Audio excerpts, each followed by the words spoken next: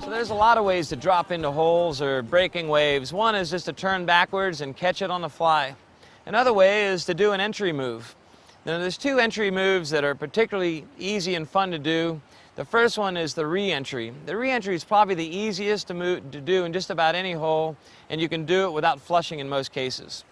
All the re-entry is coming into a hole from the side, lifting your hull of your boat on top of the foam pile with a front sweep, and as soon as the foam pile kicks you, you throw a back deck roll, and you'll find that you're back into the hole right side up. There's a lot of variations to the re-entry.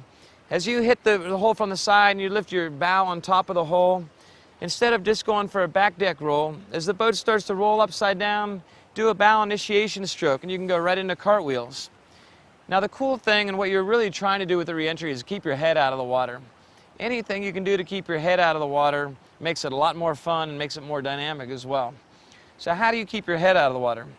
Well, if you're doing the back deck roll, the key is to keep blade pressure on the inside blade. So for example, if you're paddling down pointed to river left when you hit the hole, your left blade is going to hit the foam pile and you're going to back deck roll over that left blade. So your blade pressure is going to be on that left blade all the way until your head comes around and you can roll up on the right.